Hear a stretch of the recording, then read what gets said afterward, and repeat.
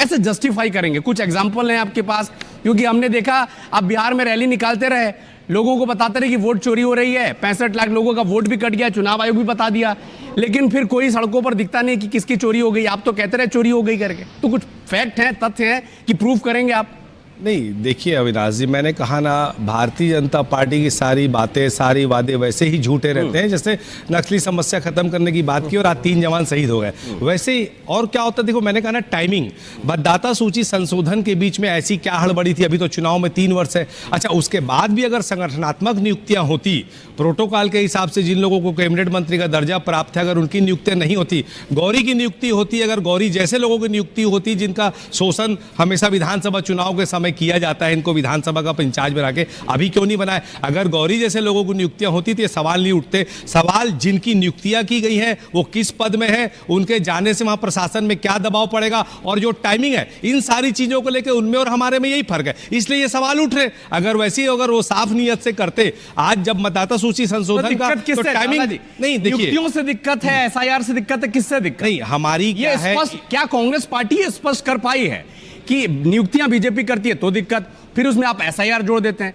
आप कोई स्पष्ट कर पाए कि दिक्कत किससे है? निश्चित तौर पे देखिए, सत्ता के दुरुपयोग की जहां पे स्पष्टता नजर आ रही है। अभी चुनाव में 3 वर्ष है, ये चुनाव की तैयारी नहीं है, ये लोकतंत्र को दबाने की तैयारी है। दूसरा, ऐसी नियुक्तियां, टाइमिंग को देखो, ये चुनाव की ईमानदारी पर हमला है, और ये भाजपा संगठन की नहीं, सत्ता की ताकत का इस्तेमाल करके नियुक्तियां कर रही हैं। इसलिए जिन लोगों को नियुक्तियां की है, उनका नाम देख के और उनका प्रभार देखकर ये शक होना लाजमी था। इसलिए सवाल उठ रहे हैं। भाई, गलतियां, वो टाइमिंग को देखिए आप। अभी जब एसआईआर की प्रक्रिया चल रही है, ऐसे समय में विपक्ष के विधायकों को परेशान करने के लिए भारतीय जनता पार्टी के द्वारा ये नियुक्तियां की गई। देखिए, एक होता है, ठीक है, मैं श्रीवास जी आपके पास आऊंगा जवाब लेने के लिए, लेकिन चावला जी कोई फैक्ट है क्या? देखिए, एक तो है कि बढ़िया आरोप लगा दो, आरोप लगा दीजिए, चले जाइए। कुछ फैक्ट है क्या? अगर आप कहते हैं कि वोट चोरी हुई है, तो चुनाव आयोग में आपने याचिका भी लगाई थी, सुप्रीम कोर्ट ने खारिज कर दिया, कहा कि ये अधिकारी नहीं है उनका।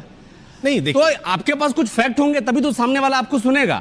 आप केवल अगर आरोप लगा देंगे कि प्रभावित हो सकता है, प्रशासन उससे प्रभावित हो सकता है, नियुक्तियों से वहां पर कांग्रेस विधायकों के कामकाज प्रभावित हो जाएंगे, ये ऐसे एलिगेशन से कैसे काम चलेगा? आप सीरियस पॉलिटिकल पार्टी हैं। देखिए अविनाश जी, देखिए, सवाल ये इसलिए हमारी सुनवाई नहीं हो रही कि जब सत्ता में बैठे हुए लोग ही चोरी करवाएंगे। सैया भाई कोतवाल तो सुनवाई हो नहीं रही। आज देखिए ना, याचिका तो सुप्रीम कोर्ट ने खारिज। अविनाश जी, तो हमारी याचिका पे अविनाश जी उनको फटकार भी लगी, तब तो आधार कार्ड जैसे चीजों को जोड़ा गया ना। आज एक चीज बताइए, आज जैसे कोल खदान विस्तार का विरोध करने पर हमारे अपने आदिवासी लोगों को मारा गया, वो भी शर्मनाक बात है। जब आदिवासी मुख्यमंत्री है, हमारी जमीन, हमारे लोग, हमारे पुलिस वाले, और हमारे पुलिस वालों से हमारे ही आदिवासियों को पिटवा रहे हो, तो सैया भाई जी से जवाब ले लेते हैं। सुनवाई कहां से होगी? चुनाव आयोग इनके इशारे पे काम कर रहा है, शासन प्रशासन सत्ता इनके इशारे पे काम कर रही है। ठीक है, चावला जी, सत्ता का दुरुपयोग, एक बार गौरी जी सवाल हो तब तो ठीक है।